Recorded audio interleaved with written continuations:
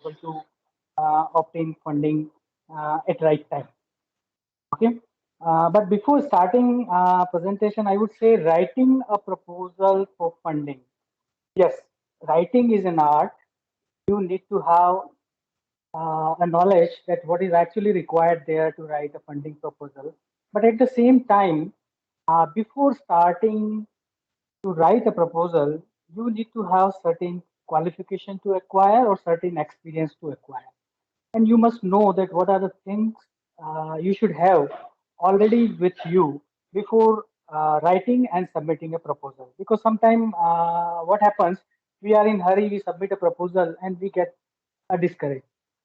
We get discouragement from the funding agency. The reason is because funding agency has not looked into your proposal. Actually, they were looking something else before, and that was absent in your proposal.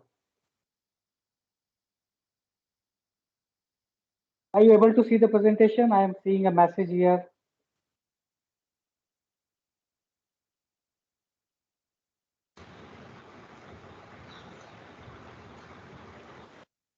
Sir, it is visible.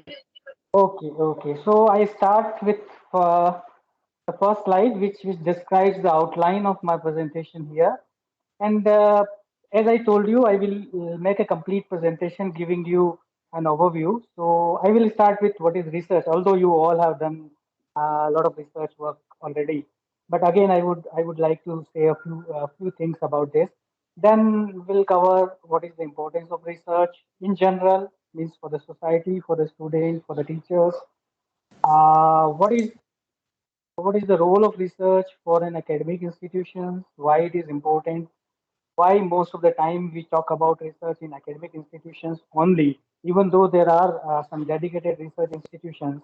But primarily, if you look at the overall scenario of research and the output of research, you will find that most of the competent and quality research comes from the academic institutions and most of the universities in Europe and United States. And you might have seen the Nobel laureates also, and even many times, and even Nobel laureates are part of the academic institution.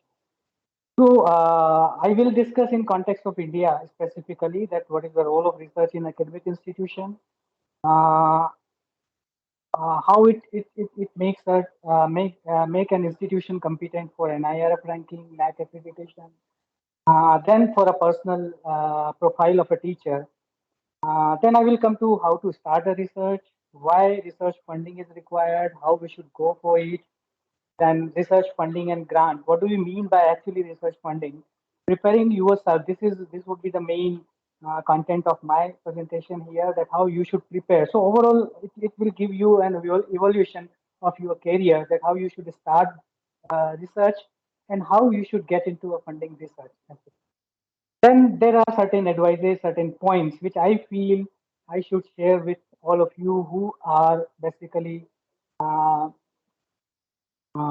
are trying to get funding or at the verge of writing the funding proposals.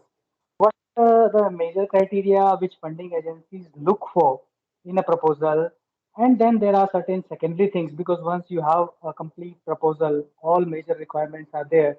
Then what are the other criteria they look for? And there are certain things which normally are there or some shortcomings which normally are there in the proposal which you can attempt before submitting the proposal. Okay. And before starting my formal presentation, I would like to convey all of you that please be interactive wherever you find that you want to have a discussion on or you want to raise a point, feel free to stop me and say whatever you want to say, okay, so that we can elaborate on that. Because primarily it is a workshop and I have prepared it as a presentation simply. So wherever you want, you can stop me and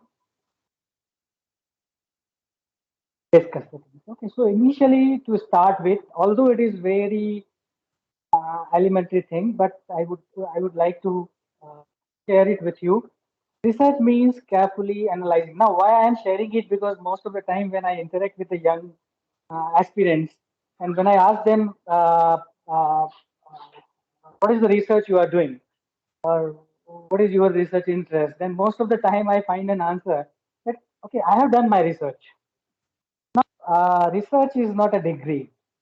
Most of the time, we are confused with that research is once you have completed your PhD degree, you have done your research. Not. You have started your research, and even I think during your PhD work, you do not do any research. You learn how to do research actually. Okay? So research is basically a kind of an activity or an interest or a passion which you do. And what it means basically is basically explained here in this sentence, carefully analyzing the problem or to do a detailed study of the specific problem by making use of the special scientific methods and providing relevant solutions or achieving new conclusions. So overall, if you look at that you want to solve a problem and you are using some specific scientific method, I'm confining myself to the scientific and technological world only, and you are achieving something new out of that. You will have some conclusions which are new, a new knowledge you will add to the society or to the literature. Research can be done on any topic. It can be medical, non-medical, technical, non-technical, anything, social science, humanities, or anything. In order to do research, first of all, you need to have a topic. Means you should have an interest that in which area, in which discipline you want to work, which you can, the topic where you can do research basically. And along with the topic, you must have certain questions in your mind because you are reading, you are familiar to the subject, you are working on that subject for quite some time. You must have certain questions in your mind that what you want to learn from. What are the things you want to achieve? What is the problem you have in your mind which does not have any solution till today? Then, for conducting a research, certain steps have to be followed. Now, this is something which you learn during your PhD work, or which you learn, or which you learn during your undergraduate and postgraduate projects. So this is what I have written here is one of the example only. There are various kinds of research. You have medical research, you have technical research, or every discipline has a different set or different steps to be followed. Okay, so you need to have a knowledge about those steps basically, that what are the basic steps you need to follow when you are doing research. Suppose you are doing an experimental work, then what are the things you need to know when you are conducting an experiment, how to compile your experimental results, okay, how to discard your some of the experimental results. So that's a kind of a research methodology you need to learn, and research methodology is different for different disciplines. Okay, so that we need to understand first. Now, coming to the importance of the research, what are the implications and what are the goals uh, of doing research? The main purpose of research is to get deep into the topic so that something helpful can be churned out, which is further useful for everybody. Now, when I say doing research, means it's not for the sake of getting a degree or for the sake of publishing a research paper or presenting a paper in a conference. No, research is something which you will do, which you will conduct on a particular topic, having a problem in your mind, and you want to have a solution for that. And as a result of your research or as a result of your work, you will finally achieve something which is useful for the society, which is useful for everyone in the universe, I would say, or many of the people in the universe. So that's basically the reason of conducting the research. The quality which you maintain while research should always be high so that the information that you obtain can be used in certain policies or any other project implementation. Means whenever you are conducting a research, you had a problem in your mind and you have produced a solution to that problem. The solution uh, should, should be such that it is accepted. It should be rigorously analyzed and the result should be produced in such a way that anybody who is designing a policy related to that particular area, maybe a government is designing a policy, for example, you are doing a research related to the bridges, and you have produced something related to the vibration of the bridges, and you have produced some good results. Now, you should be very honest in doing your research, producing your research results, so that your result can be used in policy making. Those can be really used by the people who are under the working for the uh, construction of the bridges. Okay, so your result should directly can be used there or implemented there. Working on a research project will obviously be a challenging. Whenever you have a project in your mind, it is always challenging because you are starting with a challenge, you are starting with a problem, and you have a methodology in mind, but you will never be sure that you will achieve the result. If you are very sure that you will achieve the result, and if you can predict it, it's not research actually, because you can, without doing anything, you are able to say something about it. That's not research. You have a problem, you have a methodology, and you are trying to see that what will working on a project, or when you are thinking of a project, it is always a challenging task. And don't anticipate that you will definitely have results which are positive.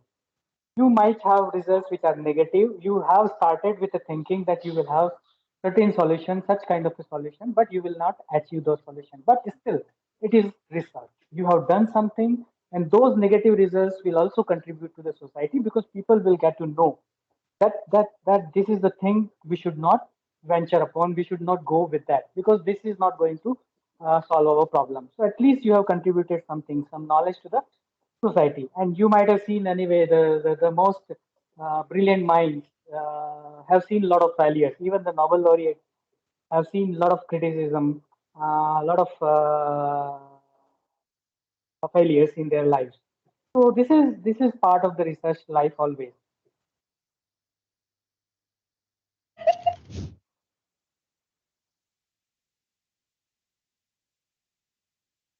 Yes, and whenever you think about a research project or any proposal, it is basically an opportunity which is which will help you to understand a subject where you have an interest basically. So it's a reason basically to study a particular subject in depth.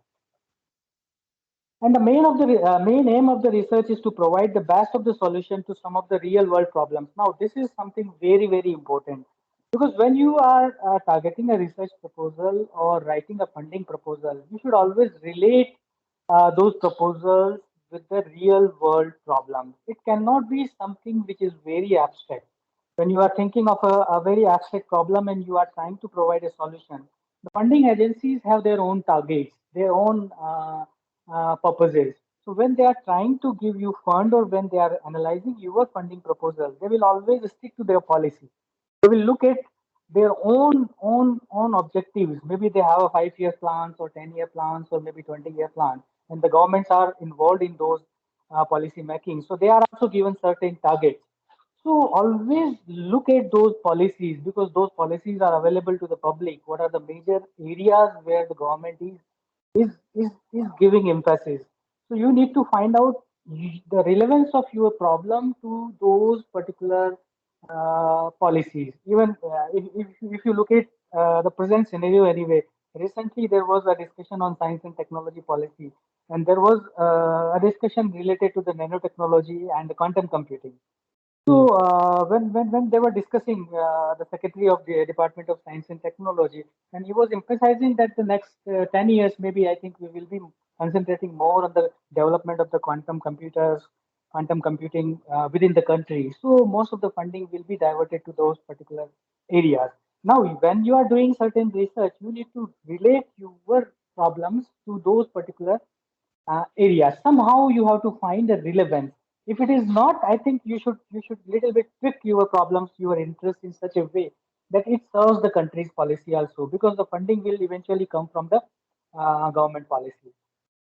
Now, importance of research in the advancement of society. I think you all are very learned people, and you are teaching to your students and how research will contribute to the society. You already know, but just to give or to make it complete, I just share few points here. You can read also simultaneously. Human needs never end. Means as we are evolving, as the universe is evolving, I think we have new needs day by day anyway. Even though we have a lot of technological advancements, but we expect more and more. And this is what compels us to do research. We have a very fast running train on the tracks, but still we are thinking of a train which can run more than 1,000 kilometers per hour.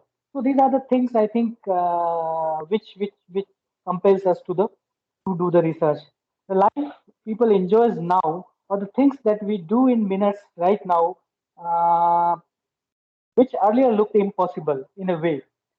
Maybe 50 years before, you have not thought of a mobile phone, but now you have the whole world in your hand. So this is what actually is happening. It is happening only because of the research. People, and sometimes you do not realize that what is the potential of your research work and where it will contribute. But someday anyway, you will find that this research, what you have done, is being used by a common person who even doesn't know what is that particular subject or that particular discipline. As our demands and desires are increasing day by day, the requirement of research also rises. Means, and whenever you think of something new, it requires some research to do, some new development are required, innovations are required. Whenever we have any problem, any idea, or we are confused with certain questions, you need to do research. And even anyway, we do it in our daily lives also. If you have a question in your mind, you go to most probably you go to the internet, you learn, you try to read so many things about that. Maybe you find a very authentic document. Sometimes you do not find an authentic document, and you are misled. But this is kind of an activity which you try to find out an answer. And research is something very similar to that. This is very elementary thing to learn about a particular topic. But when you do research, I think you conduct something, you compute something, you do an experiment, and then conclude the research. It will be nothing but research. This helps us in many ways and is a complete solution to the human. When we humans are satisfied without existence of any problem, the society attains the state of advancement. Means, suppose if I say that I don't need anything more, now that will be in a state where I think it would be a saturated world, and this will never come. I believe anyway. You will have a lot of curiosity in your mind. The needs are increasing day by day. The needs of your grandparents were different. Your needs are different, and maybe your grandchildren will have a different need. And that's the reason you need to do research continuously.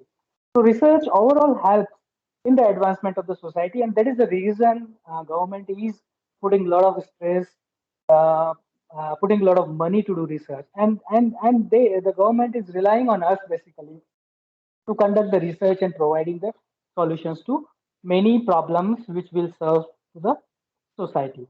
Now, why is research important to the students? I think you are all teaching these things. A few points without any elaboration I have mentioned here for the students that it enhances the knowledge, it clarifies the confusion, to have a proper understanding of the subject, learn about the methods and issues, understand the published work, learn to create a balance between the collaborative and individual work. Even though I think research will help in knowing your own interest, to know how the original study originated. Sometime when you do research anyway, you will learn that how difficult it was to do the initial research in that. And the most important thing is you will understand what is the rationale behind doing the research as a student, because I'm talking in perspective of the student here. Why is research important for a teacher? I think this is the most important thing here because all of you belong to that community. Teaching and research are the two very important components of an academic career. Good research often promote great teaching. Now, if you are not involved in the research, I would say you can't be a good teacher. You cannot all the time teach only the fundamentals. You have to teach things which are contemporary. You have to teach things which are uh, important. You have to teach things which are relevant in the present day. So, if you are not involved in the research presently, it would be difficult for you to teach your student that what is the requirement of today's technological world. A good research experience enables the teacher to expose his or her students to current practices, because when you yourself is involved in the research, you will learn, you will make your student learn that what are the things, what are the methods, what are the methodologies which are being used presently. because it's completely, the technological world is also evolving continuously. There are a lot of technologies which are being replaced. There are a lot of methods which are being replaced. So you need to know them first, then only you can teach them. So research is very, very important if you want to teach effectively. Being an active researcher, you keep yourself updated, because if you are a researcher, you will keep yourself updated. You cannot keep yourself updated in all the areas, but at least your own area where you want to achieve the expertise, you will keep yourself updated in that. What are the current technologies? What are the tools? Various things, and that will eventually will be translated or will be transferred in your classroom, because when you will be in the classroom, definitely you will have a command in teaching that subject when you are good in research in that particular area. And that is the reason you find most of the people, most of the good researchers, or scientists who are doing good research, they confine themselves to certain areas only, certain subjects only. It's not that they put their hands in all subjects. You will find that they are teaching for 20 years, maybe one or two subjects in their career. The reason is because they have achieved certain expertise in that. And that expertise, I think it it contributes to the growth of the student in that area. Whenever somebody talks about that particular thing, people will remind anyway, there is someone in MIT or in Princeton who has done a good work in that particular area. I think why not we should consult that fellow. So this kind of recognition you will achieve if you will be focused in a particular research areas, and you will be an effective teacher. What is the role of research in an academic institution? The role of research in an academic institution is very significant, and it's very common nowadays. Anyway, you are listening to NIRF, NAC accreditation, and so many things. You will when you will see, I will come to those slides anyway. In a brief, I will tell you that how research is important for NIRF and all other things. Uh, so it is significant for its sustainability and development. When you talk about a university or an academic institution, research is a primary requirement there. If there is no research, I think the growth of academic institution is not possible. So it is very imperative to have knowledge-driven growth and innovation inbuilt in the academic system. You should have component of innovation. You should have component of research. Quest for knowledge is the basic principle behind the research. Quality of research work directly translates to the quality of teaching, as I have already spoken about in the last with the last slide. The teaching is effective when you have a good research within the institution or within the person himself. So it benefits your students. It brings the culture of research in the classroom. It brings culture of innovation in the classroom or at the institution level.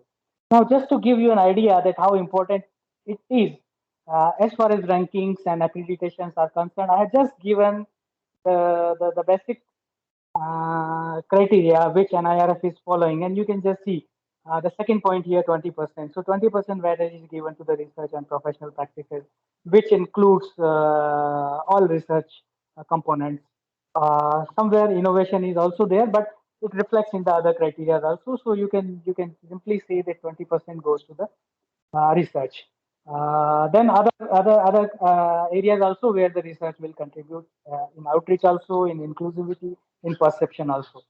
So explicitly 20% research, but if you count, then it will give you 30% almost contribution in your ranking. Now this is net criteria. Now there are three different categories basically.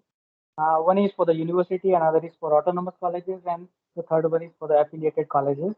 And if you look at the research, I think you will find 25% for the university research, 25% weightage, 15% for the autonomous colleges, and 12% for the affiliated colleges. So this is why I am giving you here, because you have to involve in the yourself in the research. Otherwise, these marks or these grades you will lose. So if you want to earn these grades, you have to involve yourself in the research, and the faculty is the primary source to do research in the universities or in colleges. Then the thing which we are mostly concerned about as a teacher, as a career, most of us want career promotion from assistant to associate, associate to professor, and all. And there is a well-established criteria in the in the university system in India, which is dominated by the University Grants Commission, the qualification and everything. And if you look at the recent development criteria, which is 2018 criteria, you will find that they have replaced the academic performance index by the research score, and they have defined a minimum requirement there for every academic position. And in case of research, I think these are the components which I have listed here: publications in the journal, chapter in the books, sponsored research project, consultancy projects, fellowships, and any policy document if you are involved in writing that. So these are the primary things which you will get research score for. And we are basically today talking about the research project primarily. Now, how to start research? Uh, Starting a research is a very systematic process. Okay, if you follow that process, I think you will be very comfortable lifelong, and you would be able to conduct research effectively. Now, first of all, I think you should concentrate on your specialization. That what is the specialization you have developed so far. And most of the time, when you do your post graduation or even undergrad project, you do certain kind of a project there, and there you develop certain skills during that project. Yeah, leave your undergrad work anyway. Sometimes in your undergrad research project, you do something which is given by your research supervisor. But as far as your post-graduation is concerned, most of the time you have specialization attached with your postgraduate degree. And I think you should focus more on that specialization until unless you have a valid reason to switch. And even if you want to switch, I think you should switch to a very related discipline so that you do not lose your expertise. You do not lose what you have already gained in that particular area. Okay, second point is understand or review the current status of the technologies methods in that area of your specialization. You should be very well updated. You should have complete knowledge of that area, even though you are not working in all aspects of that subject. But you should have all things in your mind that what are the activities which are currently going on and what are the challenges which exist in the technological world or scientific world. And in any of the any one of the areas you have a competency because you have an interest in that, you have competency because you know a lot of things about that, and you can contribute in that area. Read the recent research articles on your area of research interest. Now, before starting, I think you should have a habit of reading a lot related to your research specialization. And when you start reading, I think there is a big problem amongst the people who start their research. They read whatever they found on the internet, or they read whatever piece of research paper or whatever piece of book chapter or anything which they found on the internet. They start reading it and start concluding that this is what actually is the research. No, please first of all be aware about that. What are your sources, where you are reading, because you have to find out a very authentic source first. Because if you look at the research paper which is genuinely written, which is published in a good journal, then only you will get a good insight of that particular research problem.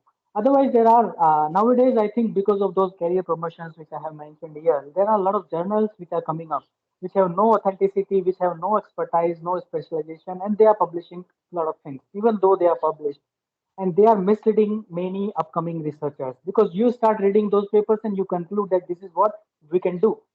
No, that's something where you are misleading yourself and you are in trouble, because you are creating your foundation on the wrong aspects. Anyway, you have not learned what actually exists in the world.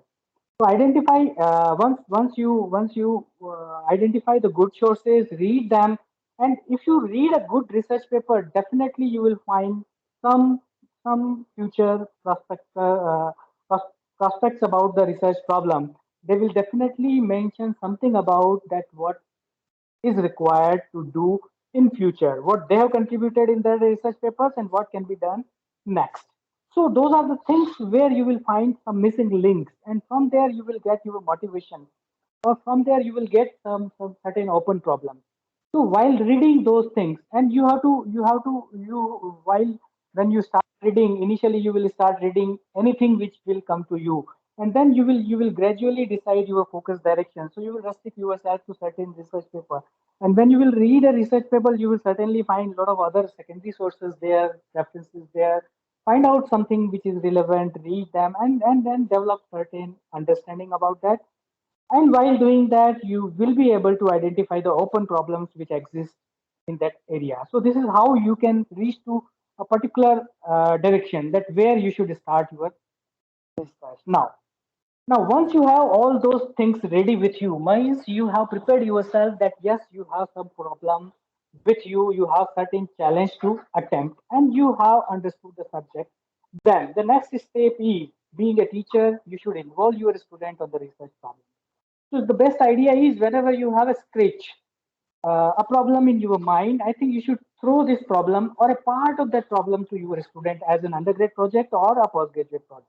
Give it to your student and try to guide them that these are the things. You read it, and you already have an experience as a faculty, as a teacher. So give them certain idea that this is a way you can proceed in that. Now, what is the advantage of doing that? Actually, you will test your ideas. Whatever idea you have in your mind to solve that problem, you have resources available. There are people who can work for you, and this is an exercise where you are training them also.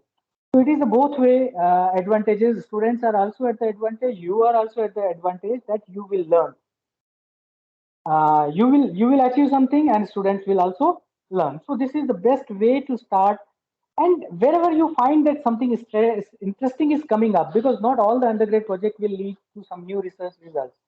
But at least from the student point of view, they will learn some methodology, and from your point of view, you will be certain that okay, this is worth or not worth to spend time on this particular area. Now, once you have these kind of activities going on with you, you have students, you are continuously reading, then it will be automatically an updated environment for you, that you are already well into that particular discipline. You are reading a lot about that. You have a lot of problems, open problems in your mind which you want to address. And whenever there is a student, you can throw it to them. Now, along with that, I think you should participate and present your work. Whatever work you are doing, maybe it is an elementary and coming out from a research project or a postgraduate project. I think you should compile those results, and you should try and present those results to some of the conferences. Now, again, I would like to say here that conferences doesn't mean that any forum where you go and present and just bring a certificate. Yes, of course, it will have a weightage.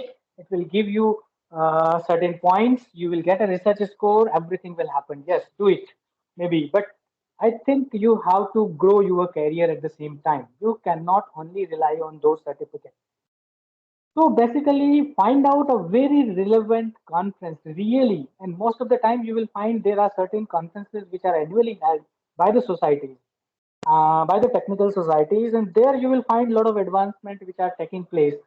So I try to go to those places, only participate. Sometimes if you are not able to present, just go and participate, learn, see that what kind of things they are doing, how the research results, and what are the forums where they are actually publishing.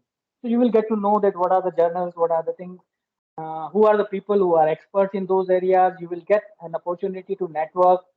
You can share your ideas with the people who are expert, and then validate your ideas that whether you are really right or not. Because what you are thinking may be right, may not be right. So that will be a validation of your work.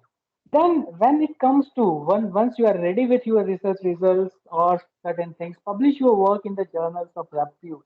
Always try to do publications in good journals, even though it is a time consuming and initially you will face a lot of struggle. Yes, but if you will do it initially, I think you will get a confidence, and you will be able to publish then in the good journal.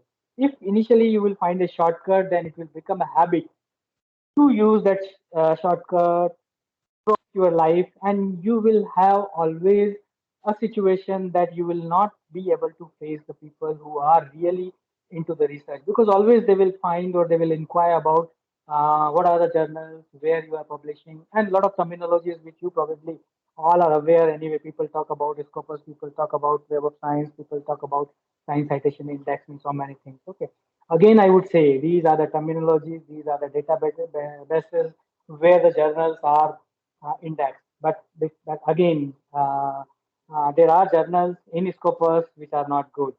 So I think you are the best judge. When you read an article, when you look at the journal, you yourself will be able to understand that which one is good. And if it is not, I think consult somebody who is more experienced. Will easily advise you that this is good or not. Then next is why research funding is required. So till now I have given you a basic idea, research, what is research, why research, how to do research, and the basic idea about the research. Now we are going into the main subject of the presentation, that why research funding and how we should go for it. Research funding is essentially required because nowadays institutions do not have enough funding to fund your research. So as a researcher, if you want to do research, I think you are expected to have your own funds. And you can arrange funding because funding agencies are available which can give you funds. So this is primarily the reason everybody or every academic institution is asking you to acquire the funding. Okay, because your students' money cannot be invested into the research directly, because there are a lot of other things which are required to be done from the money which we are acquiring, or which the institution is earning from the student fee. So that is primarily a reason that you need to have your own funding. And it is always good to have funding because it gives you credibility, it gives you research scores, it gives you promotions, it gives you a lot of things. Okay. So, what is the grant anyway? Everybody knows about that. Grants are basically it is a kind of a financial assistance which is given to you for doing your research. Sometimes it is given explicitly for doing research. Sometimes it is given indirectly for the research. Maybe you are traveling, so fund is given for the travel also. Fund is given for some other purposes also. But this is in a way it is a research funding. Now, some advices, something which you should know, which you should have in your mind before starting your proposal, writing, or your preparing your proposal. Believe that someone wants to give you money. Okay, don't have your negative bent of mind that no, it is not possible to get funding easily. Yes, it is not easily possible, but it is very easy also because funding is available in abundance. There are less number of people who are competent to take funding. And if you look at the budgeting, if you look at the science and technology budget, Department of Science and Technology budget, you will find reports there they are quoting that there were some surplus budget available at the end of the financial year. So someone is there who wants to give you money. Identify your strengths. So you have to have some strength, positive things in your mind that yes, I can achieve it. And you have to test yourself on the basis of the criteria which are laid down by the funding agency. Yes, and prepare yourself according to those. Consider research as a long-term goal of a career. It cannot be a short-term goal like you are trying to earn a PhD degree, then you will stop, or you will get a promotion, you will stop. No, this is a lifetime work. You should establish yourself as a researcher before a teacher or before being a teacher. Okay, create a comprehensive plan for yourself. Means you should always have a plan for next 5 years with you. That what you want to achieve. So have a listing that what you want to do, what kind of funding you want to achieve, what is the conference where you want to present your research result, what kind of a student project you want to guide. Definitely, you will not be able to do 100%, but at least you will be able to evaluate yourself and and complete your plans in the next 5 years. Identify the funding agencies. I think there was a presentation yesterday related to the funding agencies. What are the promising funding agencies available in India? And the person delivering the lecture might have given you the complete idea. What are the various schemes which are applicable to the young people or very young generation or maybe mid-career people like that. Target the funding source that interest in your area. Basically, you need, as I was telling you, you have to consult the policies also where the funding, most of the funding is available. Because you should not apply for a funding where the funding is not available. So your proposal will not be given weightage there. Maybe people will not look into your research proposal because it doesn't belong to that particular policy area where they are mostly targeting. Okay. Which kind of a grants are available means anyway, which scheme is suitable to you? What is the most suitable scheme where you can target first? So there, gradually you can advance yourself. So you can start with a very small grant first, target a very simple scheme where, as most of the time people are doing minor grants which you are receiving from your university initially. Then you may target University Grants Commission. There are some grants which are lakhs of rupees only. Then you may gradually upgrade yourself. Okay, and it is very important to see the current trends or policies and all those things. Yes, there are certain more points which are very important. What are the current limitations and restrictions? Always look before going, before writing a proposal. Just look at the last year's proposal probably, because funding agencies sometimes announce the results. At least the positive results are announced that these are the people who have received funding. So look at the topics, look at the topics of those research projects, that what kind of projects are being awarded by the funding agencies. You will get at least an idea that okay, what funding agency is looking for, what is the stream, what is the discipline, what is actually the policy targeting.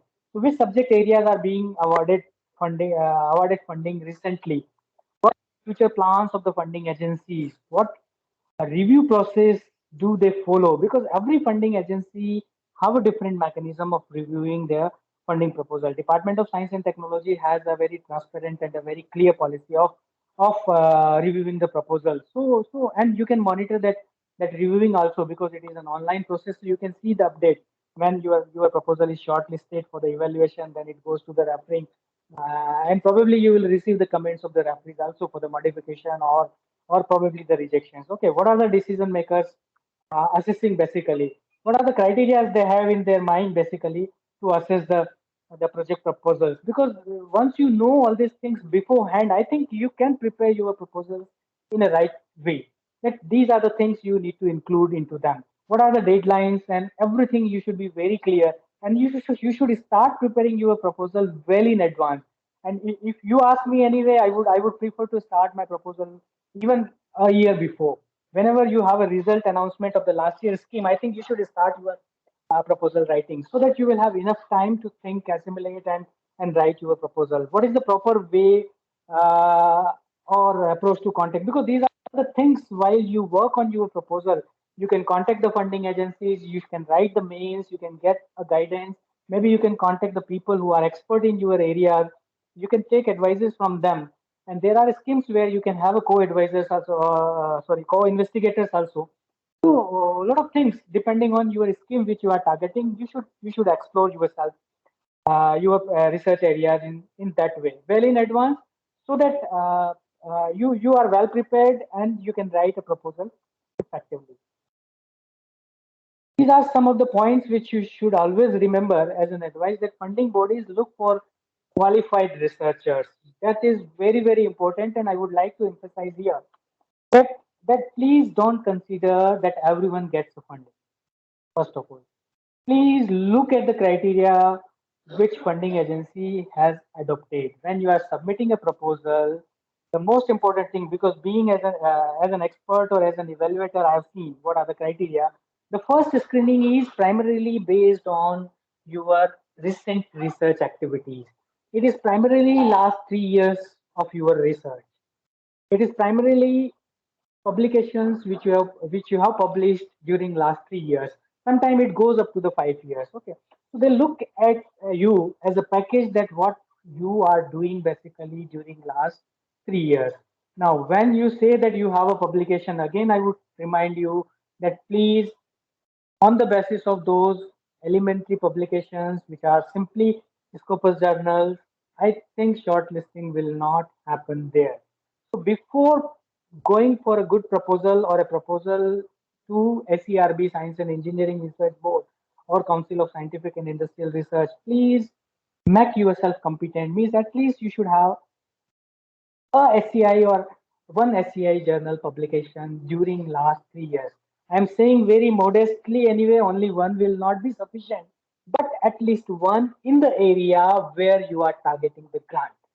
because the experts will directly correlate it what subject, what topic you are targeting in your research proposal, and what is the research you are involved during last 3 years, and what is the publication you are having during the 3 years. It should be completely correlated. If there is a correlation, I think there will be a shortlisting. It's not a success here.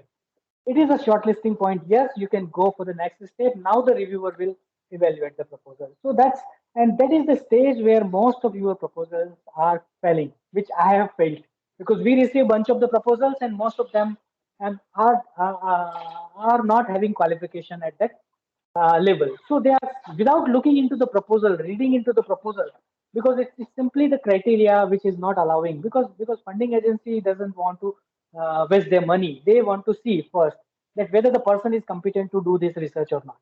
Even though your proposal is sound, but do you have competency to do that research? That's the question. So these are the things which funding agencies look. So you should first prepare yourself in that way. Think of them as a funding agency as an investor, because this is something, some kind of an investment they are making. It's not something like that they want to distribute simply. They want to achieve something out of that, because when you will submit your report, they will actually look into the what is the outcome you have achieved, and that goes to again the policy making.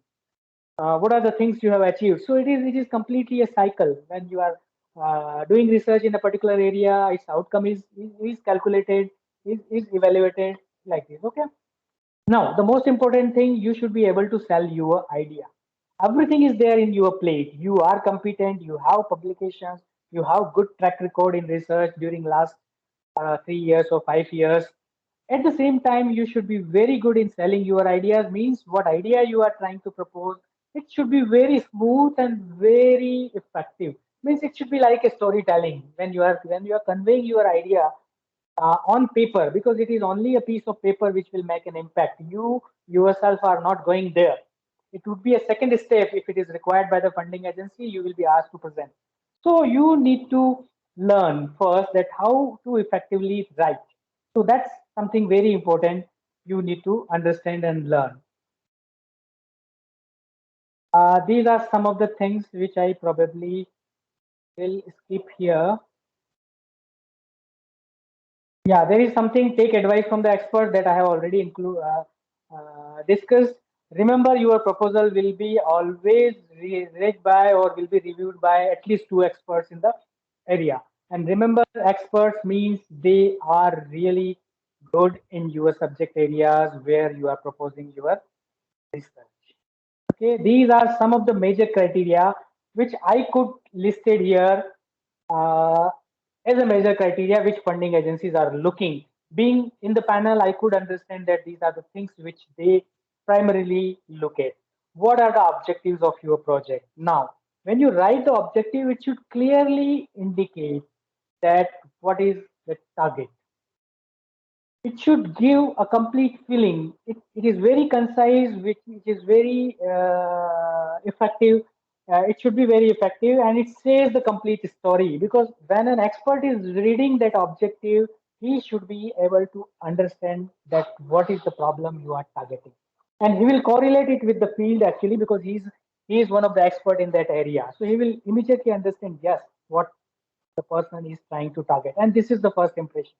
He will have a very a positive mind or positive bent of mind. Yes, the problem is worth reading, I think, or the proposal is worth reading, because it is actually targeting a real research problem which exists.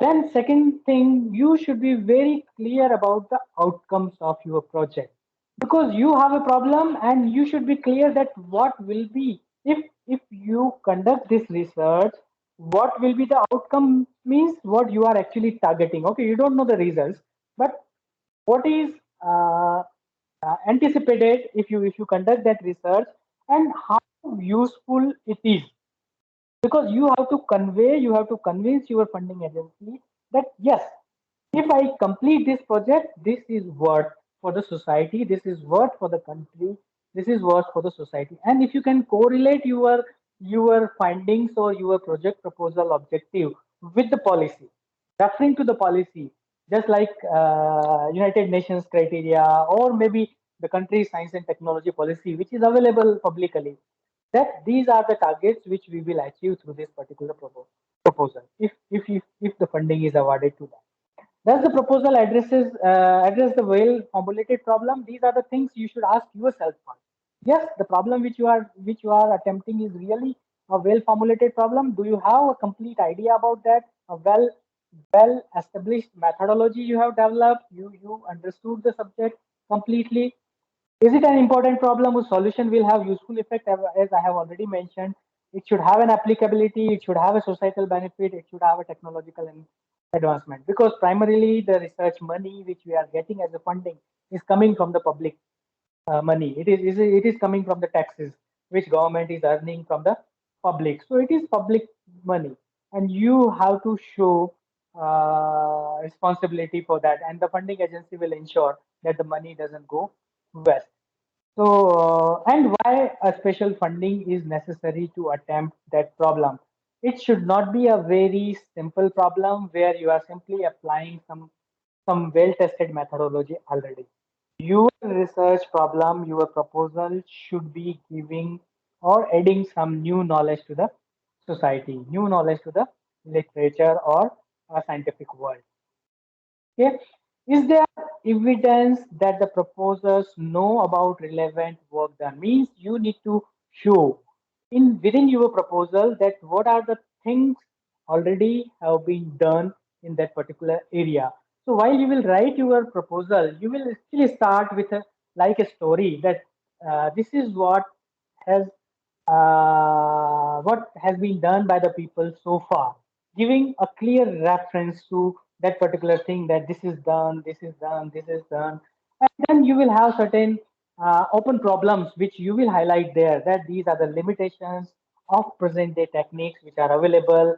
These are the things which these are the problems or challenges which exist, and my objectives are basically evolved from this particular place. So that's a story you have to tell yourself first, that why you are doing, what you want to do, how you want to do, and what it will serve. So this is something which should be a very well connected discussion. Does the proposal explain clearly what work will be done? Means your methodology, because there is always a methodology section in your proposal where you will write a clear methodology. Means you will write a step-by-step procedure, and an expert is evaluating. Remember, it cannot be a document like an essay. Always remember that it is being evaluated by an expert who is already well into that particular discipline. So he understands, he knows every scientific method, he knows every scientific technique which is being used there. So you need to clearly mention that these are the techniques. Most of the time we use very old or outdated techniques. Mention outdated techniques in the proposal, and it disqualifies your proposal. The reason is because the expert knows it. He will immediately say, okay, these are the techniques which are very old, not worth using it, because these techniques have a limitation, and there are a lot of new techniques available, and the person who is writing the proposal doesn't know it.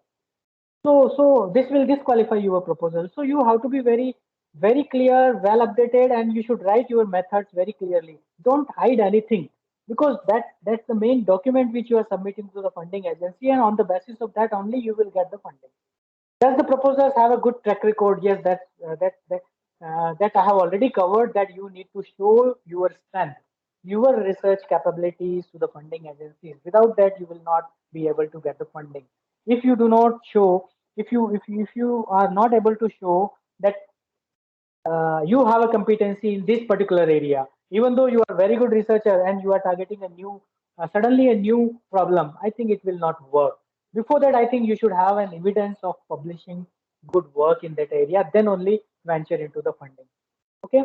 And again, it is a policy. The last point is related to the implication for the policy and implementation, so you can always correlate your proposal in that.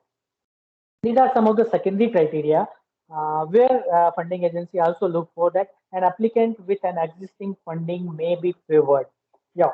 Now, but you will argue here anyway. Always there will be a first proposal.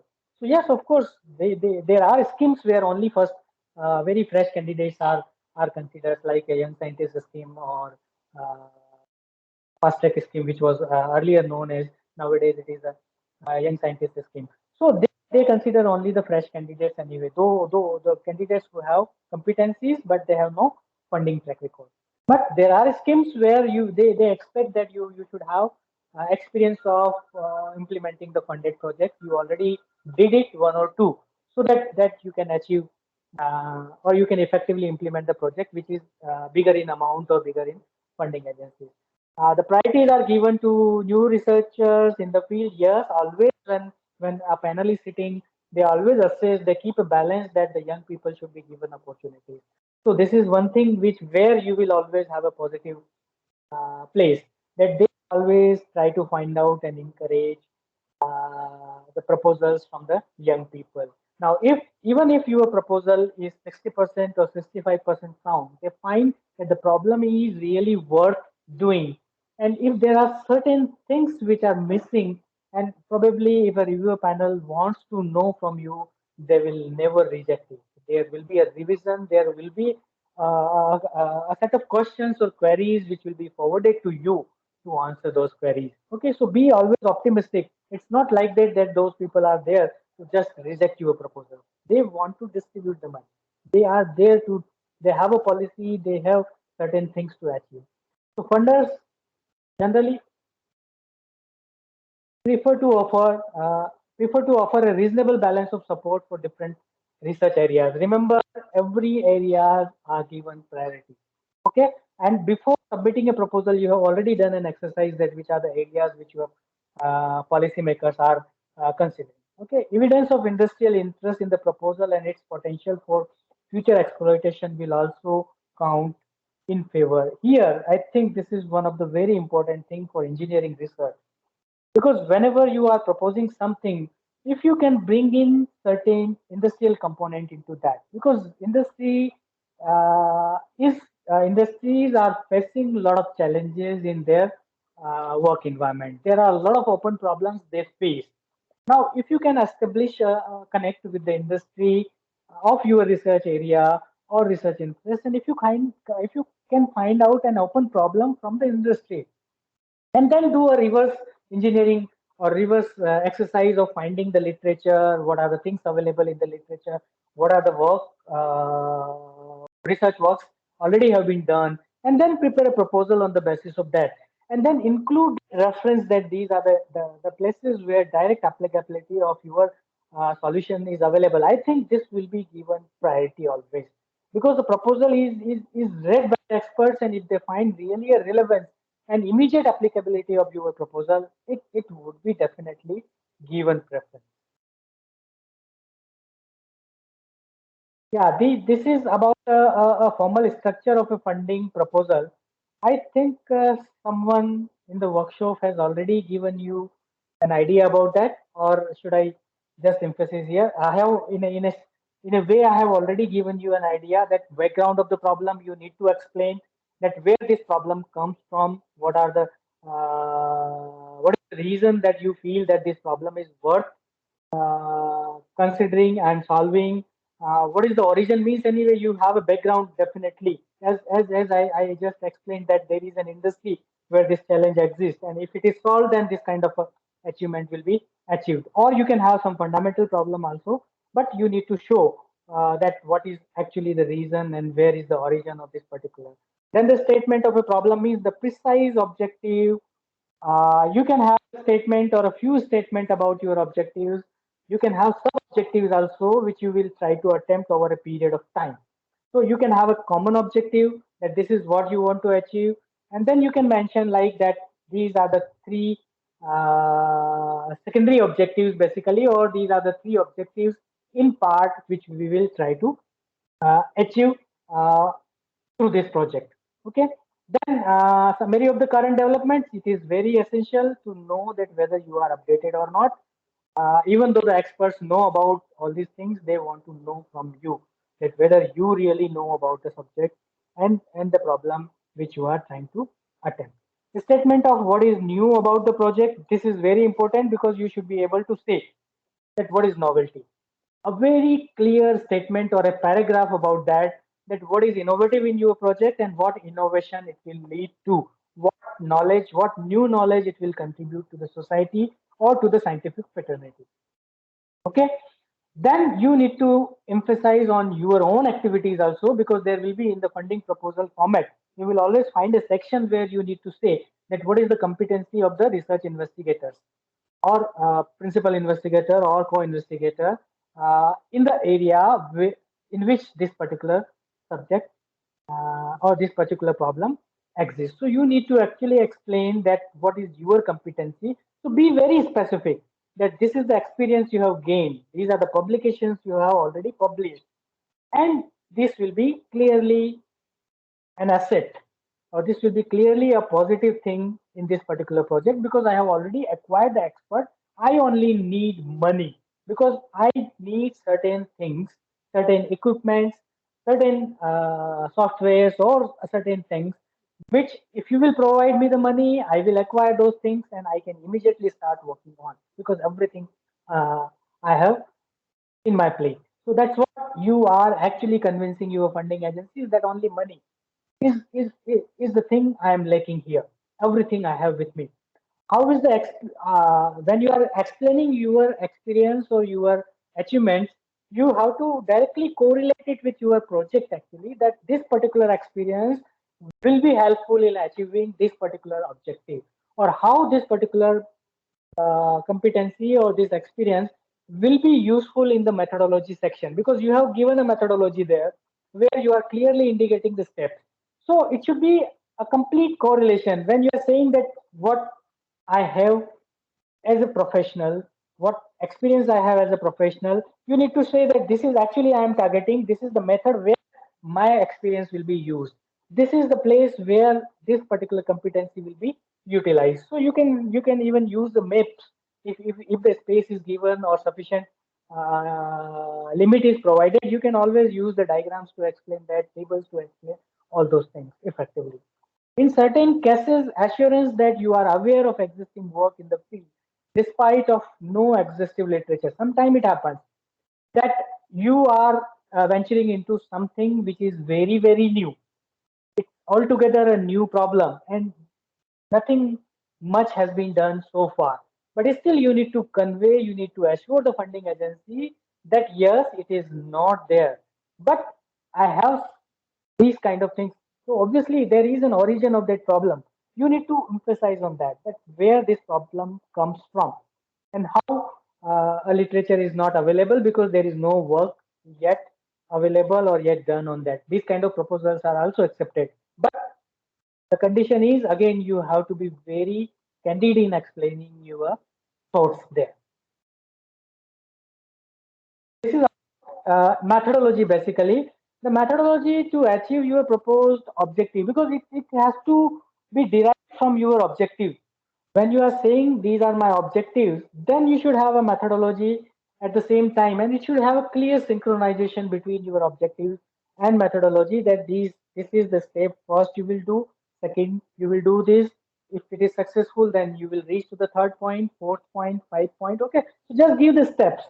At the same time, when you are devising your methodology, you need to have a time bound also, a tentative timeline you can develop at the same time, because I am told to describe the budget and timeline. So what you will do when you will write a method, you will write a step, and at the same time you will think about that what is the tentative time you will require if the funding is provided to you, considering a manpower which is provided to you with the funding. If you are asking for a person in the funding, then you have to include that into your consideration when you are proposing the timeline. So clearly indicate that what are the time requirements, and this methodology will also tells you what is your requirement actually, because when you are saying the budget or stating your budget, you will say that these are the equipments I will require, these are the softwares I will require, these are the persons I will require. So what you need to do, you need to somewhere show that these equipments will be used where in your methodology, and what is the step of the your methodology which will achieve that particular object. So it is completely a link between objective to methodology, and this methodology is actually targeting a particular equipment which is required there because you want that, and which doesn't exist with you, that you have to also clearly say. So this kind of exercise you have to do clearly, and once you have this kind of a correlation, nobody will stop you to do give you the funding. So this is completely a plan which you have thought of, that if today you get a money, you can start tomorrow. That kind of clarity you should be providing in your proposal, then only it will work. Now, when you are talking about budget, as I told you that when you are proposing an equipment or a software or anything, if you are proposing a travel also within the project money, or if you are proposing contingencies, or if you are proposing consumables, whatever, okay, chemicals or whatever, but it should clearly reflect that all those things which you are asking for should have an impact in your methodology, that they are really required. If they are not required, it doesn't reflect from your proposal, people will not give you money, because they will always doubt that whether you are really certain that this equipment will be required for doing this particular project or not. So that kind of and again, I would say people who are evaluating your proposals are experts. They know everything. They know everything. Okay, they just want to see that how well prepared you are. Okay.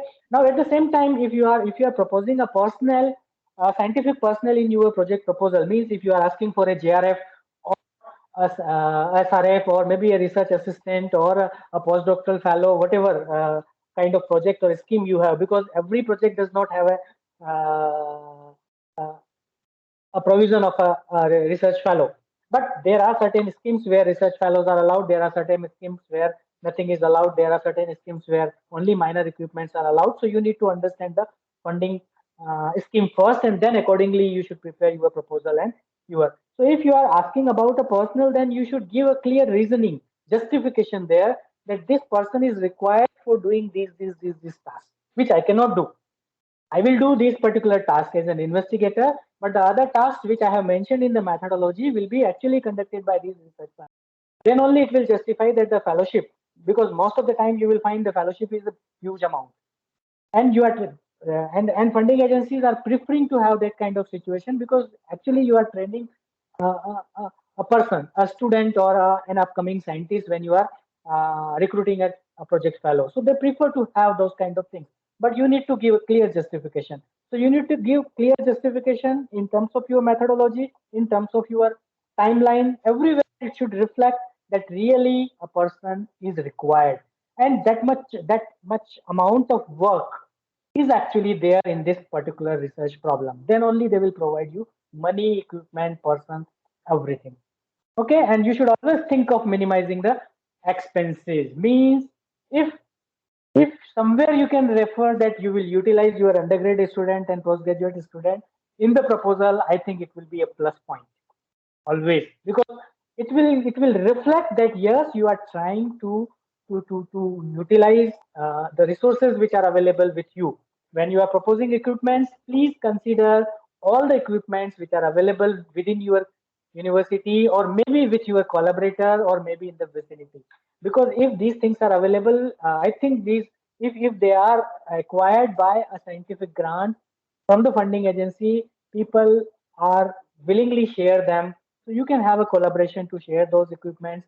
So those kind of things, library sharing, everything you cannot acquire yourself. Okay, every equipment you cannot buy.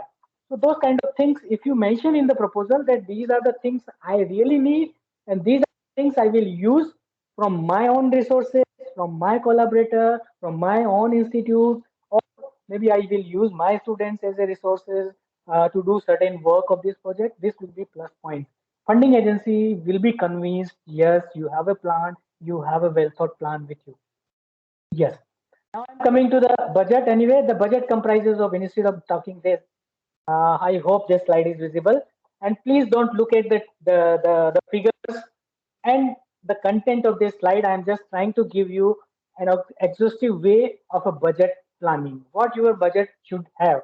And if you read this slide, the applicant should include an itemized budget setting out the cost year by year. You need to clearly explain that what will be the money you will require in the first year, second year, third year.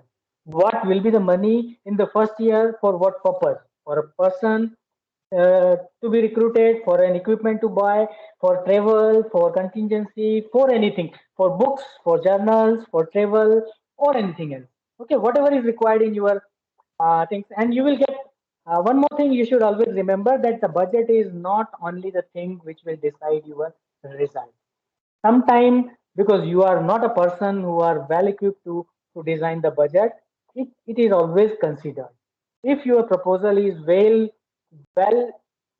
designed, you have a very good problem, you have a good methodology. The only thing lacking is budget plan, which is not clearly reflecting from your plan. It will not be rejected. So please have a faith of that kind. Just try. I think you should prepare budget in such a way, taking advice from somebody who knows what budget is. But at the same time, you should not fear that only because of the budget your proposal will be failed. No, funding agencies are most of the time sending it back to you, because they will say you that only thing you need to clarify your budget requirements according to your proposal. You need to support your budget with the quotation, tentative quotations, because they want to be certain that whether the, the equipment which you are mentioning here with a particular specification really costs that much. Okay, so those kind of things maybe in the second step they will ask you to do. Okay, so don't fear with that, but still I would request you, would advise you to complete your proposal, or to submit your proposal in a complete sense. Even the budget should also be a complete way. Okay, so everything you should be including. And the second point, if you say you should include the permanent items, means if you are buying an equipment that will be considered as a permanent article. Then if you have consumables, maybe somebody is doing chemical work, so chemicals are there. Maybe you are using papers or whatever things which you will consume. If you have staff recruiting, then staff salary, travel. Most of the time, travel is only allowed within the country, because they do not allow international travel in the budget proposal. Because if you want an international travel, you should apply for that separately. There is an scheme available at the CSIR and DSC all the time, which is open. Okay, and then there is overhead charges. So you need to understand first the funding agency's rule. So beforehand, you should know that what are the overhead charges which are provided to the institution, because sometimes it is 20%, sometimes it is 10%. It depends on the scheme actually, and that goes to the institution. And your project cost will be calculated on the basis of the all components. So there is a limit always, upper limit, which is given by the funding agency, that the 20 lakh is the upper limit. So when you are designing your budget, you have to restrict within that. And I would always request you, or always advise you, when you are submitting a proposal, you should always keep it minimum. When you are submitting the first proposal, I think you should always try to be below 10 lakhs, I think that would be a good idea. If you are doing theoretical, I think you can always keep it below the 10 lakhs. But if you have an experimental work, it is very difficult to minimize it, because there are certain equipments which are very costly. So I'm not saying that always do it, but if it is possible, do it. And nowadays, I think for the young scientist scheme, they have kept it 23 lakhs, or sometime it is 35 lakhs also. So there is no dearth of money. I think you have to be very clear in your demand actually. Okay. Now, when you are proposing budget, for every point of your budget, you should have a paragraph of justification, clearly mentioning that why this particular thing is required and where it is required in the project. I think clearly mention that the step number 4, where this equipment is actually used. And you should clearly mention the specification of that equipment, complete specification, technical specification. Because suppose you are asking a computer, I think computer can have a variety of configuration.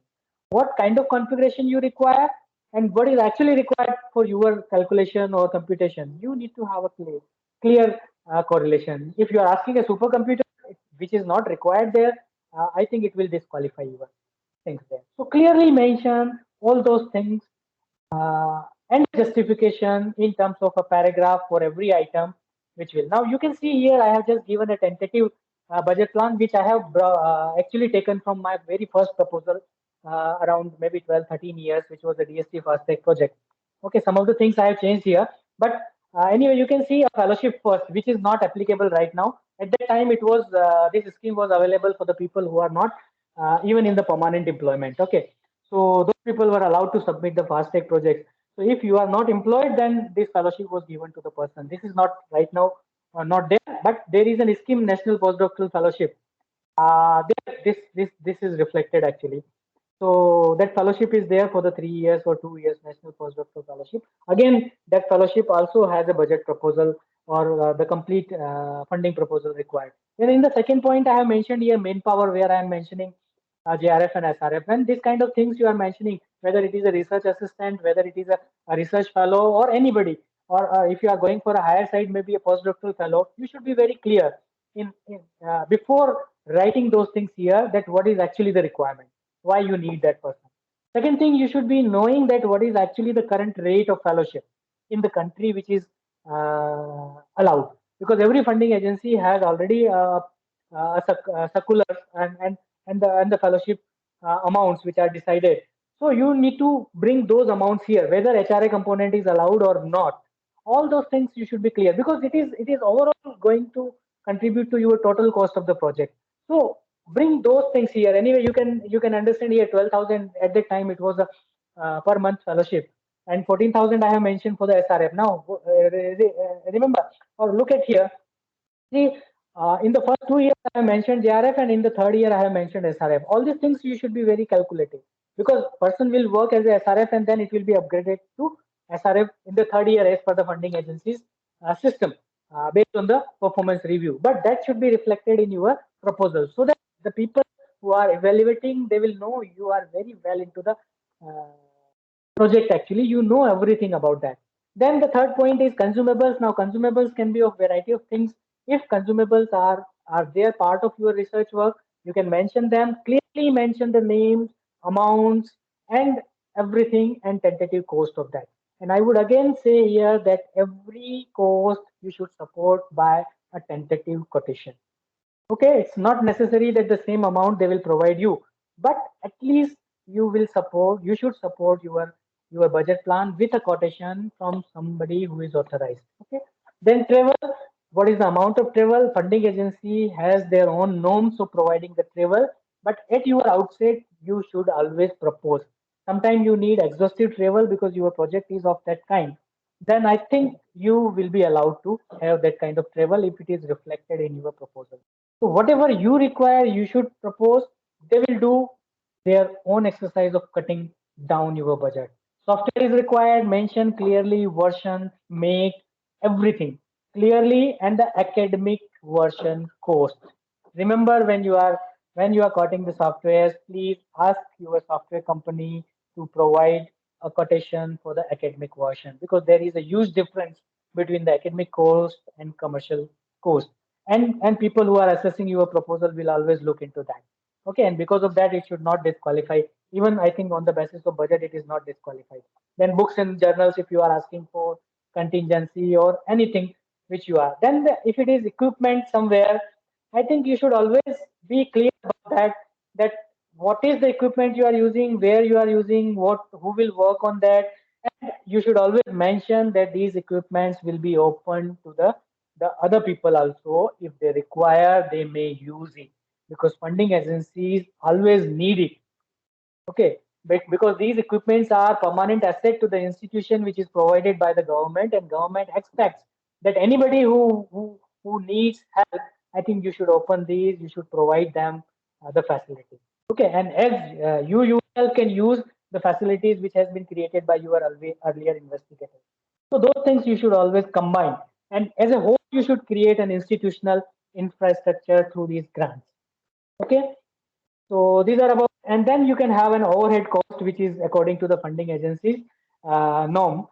If it is 20%, and then you can compute the total cost, and then re-estimate, maybe compute in such a way that you can adjust the total amount in such a way. So do some sort of a recalculation, maybe reducing the manpower or something like that. Okay. Now, when you it comes to the time line. Timeline is not a rocket science, because if you are very clear about your objectives, your methodology, at the same time, you can always write down the timeline. Now, my way of writing the timeline is something like this. I think it is very small anyway. I have kept my own objectives actually on different phases of my project. I have put uh, here. And I have mentioned the tentative time for that particular task.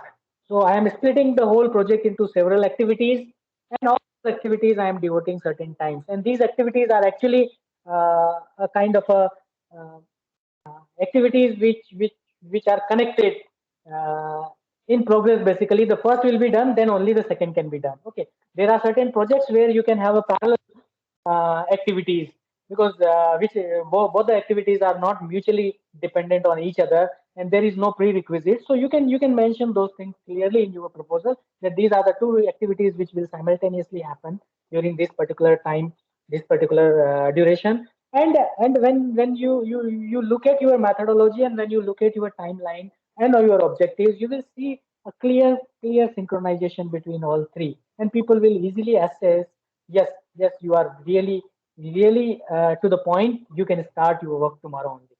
Okay, so this is a way you can formulate your timeline, and it will vary drastically depending on your problem actually. Because when you have a problem in the chemical sciences, when you have a problem in the electronic sciences, or if you have a problem in the computer science, the things will completely be different, and equipments will be different. So accordingly, you have to devise your methodology.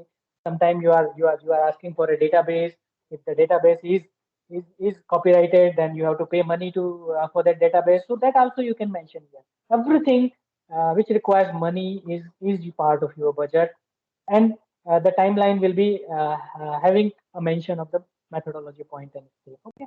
Now there are certain things which you should always include in your proposals. If you are talking about certain things which are ethical aspects, maybe if you are doing research on the animals, if you are doing research in the medical science, or if you are doing research where something is involved which is having a legal implication, then you should always mention that you have a permission, or you will take a prior permission to this particular from this particular agency before conducting your experiment on the animals or on the human being or anything which is which comes under the law of the land.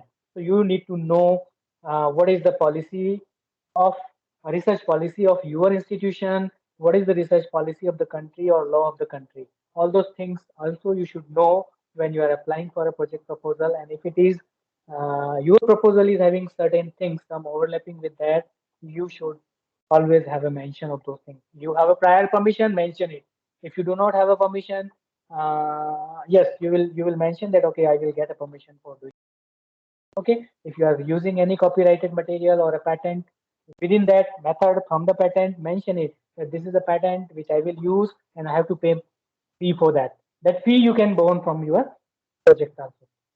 And then when you are proposing, I think there should be a paragraph, there should be a section which should mention about the future plan of the project. Suppose funding agency gives you money, you will complete the project, and then what next to that?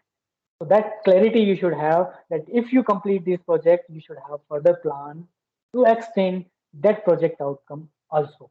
So that will make your project proposal complete. Some of the shortcomings which you can read here on the slide.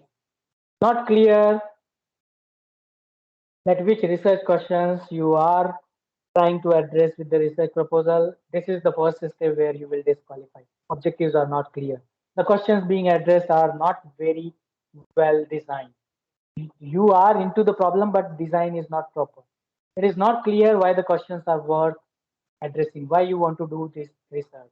Proposal is just a routine application of the known techniques that will not work. If you are just doing certain application things which will not work for the funding, you should have some novel idea, innovative things. Uh, then industry ought to be doing it instead, means there are certain things where industry is already doing it. I think it is not worth that you parallelly do it. I think you should support industry, and you should do certain things which industry is not able to attempt. You should complement that.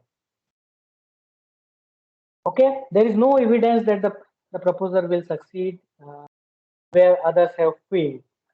If you are mentioning that something is missing in the literature, you should, I think, show your competency or your reasons that why they have failed, and why you will be successful, because you have modified your methodology and you are very sure about that. Okay? And if you are proposing a new idea and insufficient technical details are there, again, it will be considered as a shortcoming and will not be considered for funding. The proposers seem to be unaware of these are some of the common things which sometimes reviewers put as a comment that it seems that the person who is proposing the proposal is not aware about the related things. The proposal, something you are proposing is already being done by somebody. Okay, proposal is not presented in a well formulated way. So these are some of the things which I have already covered.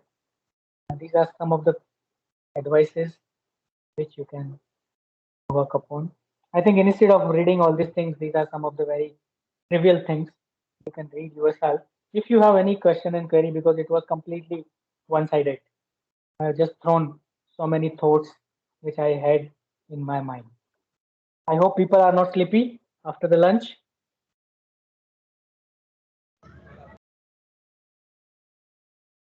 I have taken almost 1.5 hours completed. Yes, this is the last slide anyway. And I want to hear from you anyway, a lot of things. It's completely like a story. You have to write your proposal and convince yourself first that really it is worth. Within the limited space, you have to write everything.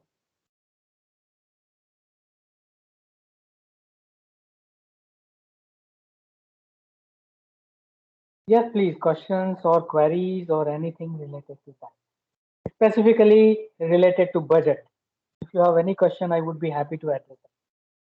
Because budget and timeline was my main agenda given to me, but I thought anyway it's not worth to invest 1.5 hours on that. If any one of you have some scratch idea of any of the proposal which you are working during the workshop and you want to propose a budget for that and discuss, he or she is welcome here. Sir, the participants have submitted their idea. Would you like to have a view at that folder? Yeah, if you want anyway, I can see it. And so what you expect from me, seeing those ideas? Whichever participants have submitted their idea, if you could guide them for the budget, that will be really very helpful. Yeah, if it is if I have expertise in that, because when you are trying to conclude or comment on the budget, it really requires an expertise in that discipline. Yeah, please just share anyway. I will try and look into that. Asha madam, can you share the folder link with sir? Yes, ma'am, I'm sharing.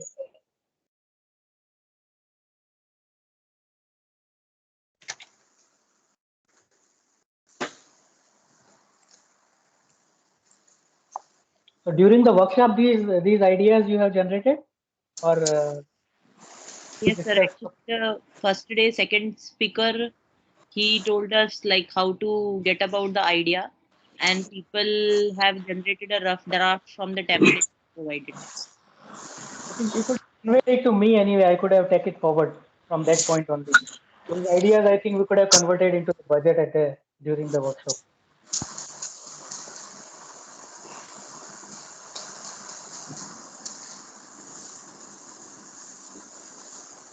Any participant want to say anything? The Don't hesitate, participants please. who have submitted the idea, Neelam madam, Archana madam, you all can tell about your project and we can display yours. Sir, could I ask you a question? Sure. You are welcome. No need to display mine. Just let me tell you, sir. Sir, actually, I was thinking about characterization of some of the polymer conducting polymer microstructures.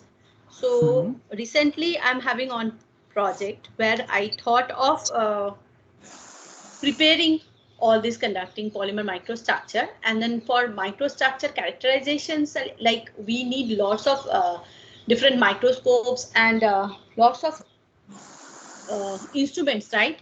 So we can't just give all the instrument. I have to like where these are available there, I have to go and then I have to pay them, and then characterization can be done. So how to write it in budget? That way we can put. Yes, very good question, I would say. And this is what funding agencies expect actually. Because as you are saying, the characterization in sometime it requires very high-end equipment also. Maybe you are talking about SEM, TEM, or this kind of Yes, sir. equipment. Okay, yes. Yes, sir. So what I would suggest you, because you are in Mumbai, and there I think funding agency, especially these Department of Science and Technology, have created certain centers across the country. Okay, and I'm very Yes, sure sir. Huh. IIT Mumbai must be having a center like that. I'm very Yes, sir. sure. I know. Huh. That Yeah. they have. So But what can we I need to just do? ask? Can I ask like that way budget? Can I ask that Sure, sure. for? That would be welcomed. In fact, I would say. What you will have to do that you have to be very clear that what kind of characterization you want. Okay, so you are very clear that which facility of that particular center you are going to use, and what is the fee actually they are charging for that characterization. Okay, they have a clear, those centers are having all those guidelines available, and there is a document. I think every year they are revising the fee structure and everything. So look at there and then see what is the fee and how many times you will go for such characterization, everything, because you have a methodology clear in your mind. So mention all those things there and mention that these many times you will require the characterization of the microstructures you will produce, and this will be the money required for that. Okay, that will be your Okay. requirement. And then along with that, you can mention a travel also. Okay, don't lose money for Okay. anything. If it is a Okay. well-defined proposal, your travel when you will go from your workplace to the IIT or to that center, you can even include that. But it has to be well-defined, means it should be clearly indicating that you are going 3 times and this much of characterization you are doing, whether you are doing it personally yourself or you are taking help of some technician there, then there is a charge for the technician. All things you can include. Okay, Okay. this is this Okay. is very well accepted by the funding agency. You can clearly mention that these are the equipments which have been sanctioned to the center by the DST, and we are utilizing the facility. This is the purpose actually of those centers. Huh. Yes. Okay. No, I just thought that I have to collaborate with them. Then it's not possible. Maybe one No, center may not have all the instruments. Okay, fine, sir. I not got it. necessary to collaborate always, because Mm. those centers, the reason of creating those centers is actually this, because Yeah. earlier when people were having equipment in their own laboratories, they were forcing people to collaborate actually. They were forcing people to write their names in their publications Yes. only just for utilizing. That's what they do not want now. It is just a facility you are paying, use it, and use your results, whatever you want to do with that. Okay. Thank you, sir. Sir, I have a question. May I? Hey, Archana ji? Ye- Yes, sir. My thing is clear. Thank you, sir. Someone else wants to talk to you. Yes, please. Yes, sir. Good evening, sir. I have a question. Can you please guide us on how to go about with UGC direct funding, not through the university? We can apply for some minor research through UGC as well, right? Yes, of course. Uh, UGC project is a very small one, I believe. It is below 2 lakhs, I think. yes, sir. That's what would be the expectation for those kind of minor grants? Expectations are very similar as I have discussed here. The only difference would be that it will not carry any weightage for the equipment, most probably. Because this is a 2 lakh Sorry, grant. sir. It was not audible. Can you please tell it again? I'm so sorry. You will not be given any money for the equipment specifically. Okay. This is mainly the criteria there, because this is a very small amount and you cannot afford to have an equipment out of that minor research grant. Otherwise, the format will almost look similar, Okay. and if you write it exhaustively, I think it would be a successful. Yeah, expectations are little low, so it would be a good chance of getting sanction if your proposal is sound enough. Yes, sir. Thank you.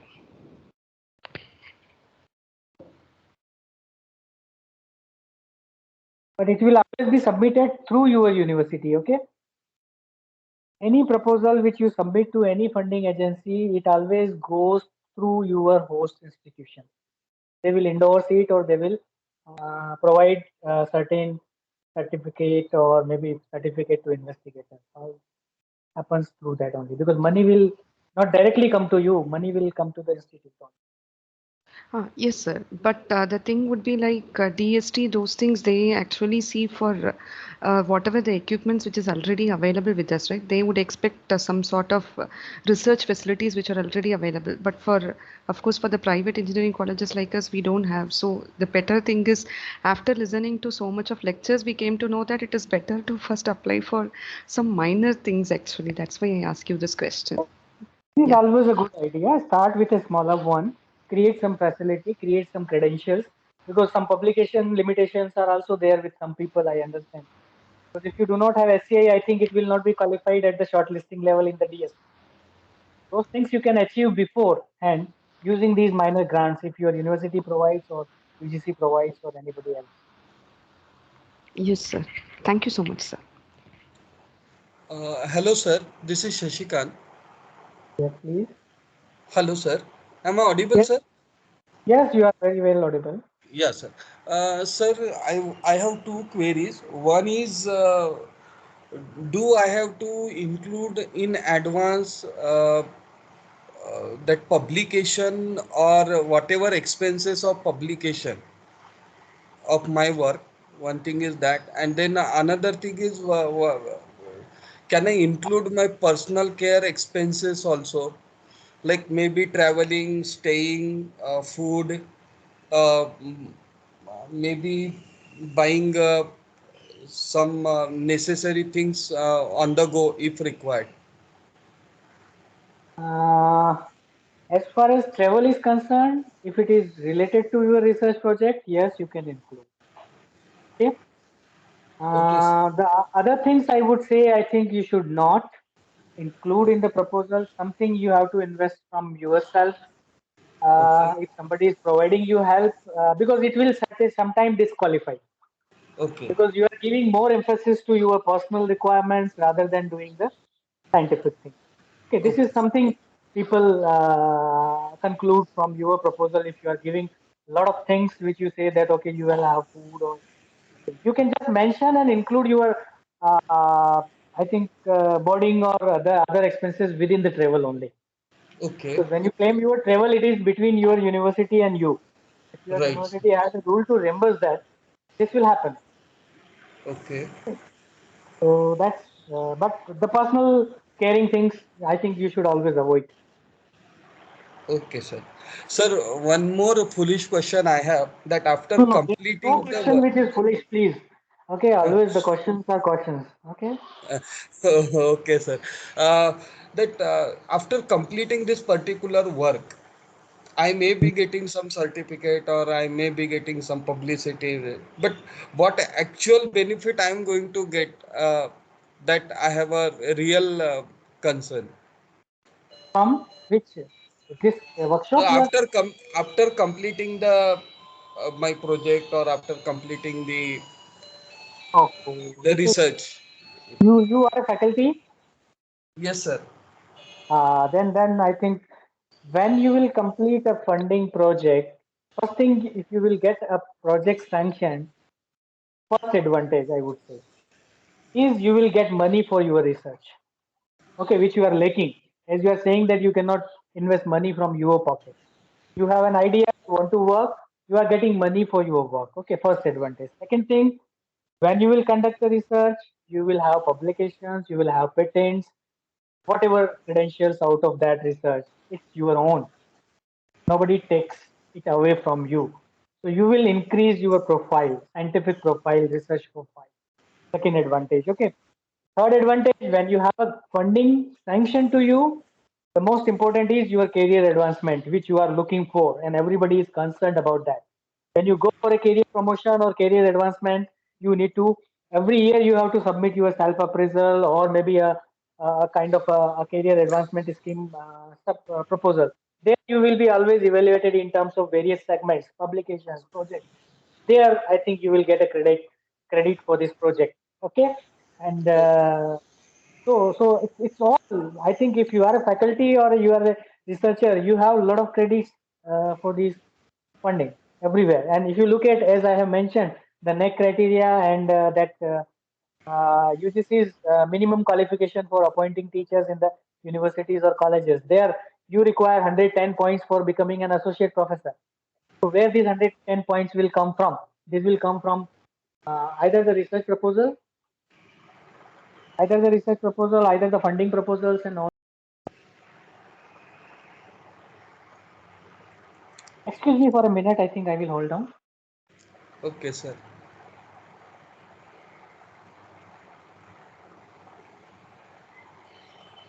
Yes, please.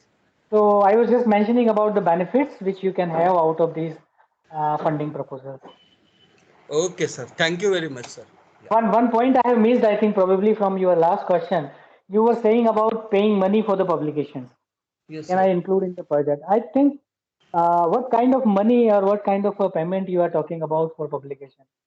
Sir, Uh, whatever registration fees we have to present, pay, or sometimes we have to present it offline. So again, it includes the traveling expenses. traveling is okay for the conferences. That's Uh, perfectly all right.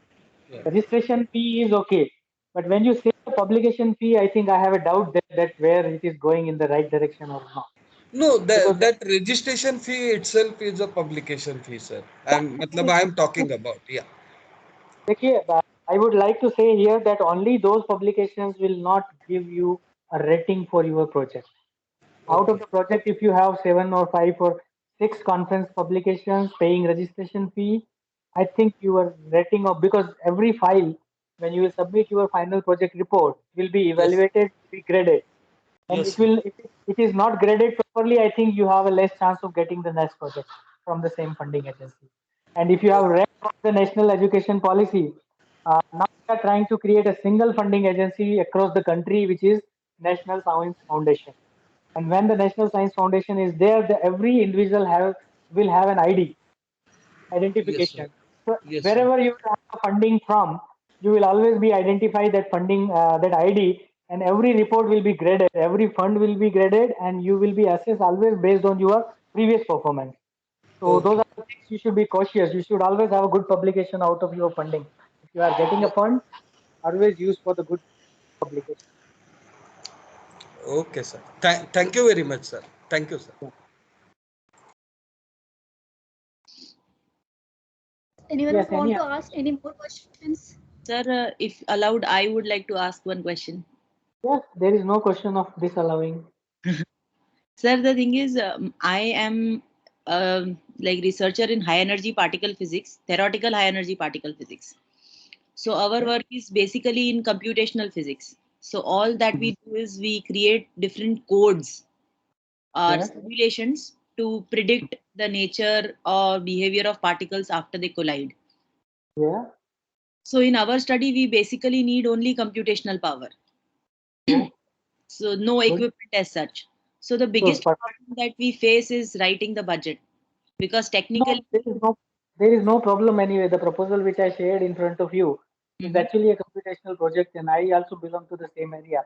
I am a computational physicist. Yeah, I don't work on the particle physics, but I do nonlinear dynamics and all. So believe me, it's not necessary to have equipment in your budget. Okay, you need computers now for doing your simulation. Sir, but I heard somebody saying that we should have at least basic computers provided by our institute. No, But no, it's not a basic computer always required for the computational work. Do you think that that is enough a Pentium or a sir, exactly, that's Intel? not enough. That's my point. Like, Enough, na? So that's what I am asking you, and I'm trying to excel from you that there are workstations. Okay, there are high computing machines which are required. You can create a parallel processing unit within your laboratory. You can create a small mini supercomputer within your laboratory. So you think in that direction.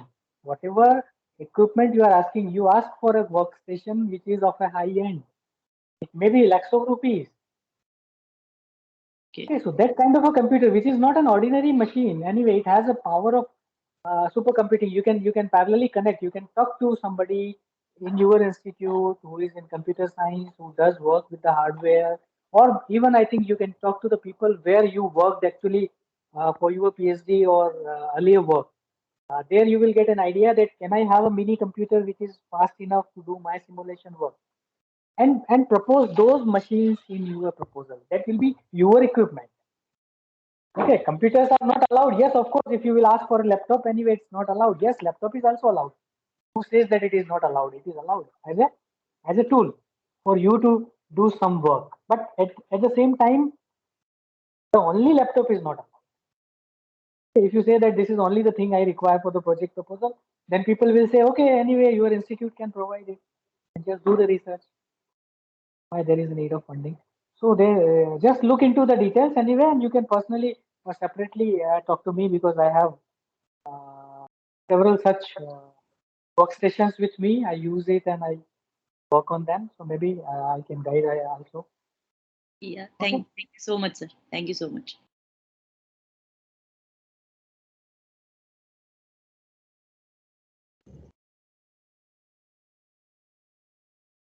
Is any Thank other you, sir, question? for this very informative session. And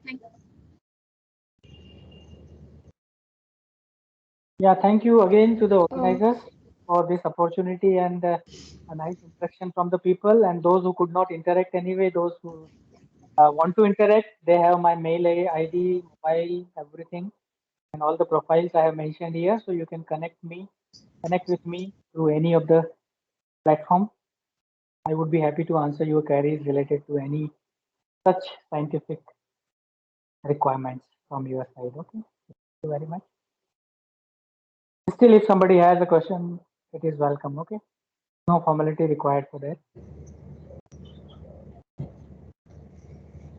thank you, sir, for explaining research, how to compare the research results, significance of research in the advancement of society, how to prepare for the research funding, and the significance of research proposal. Thank you for this very informative session, sir. We would like to honor our guest with the mementos as a token of appreciation from Sakik Research Cell. Sir, please accept.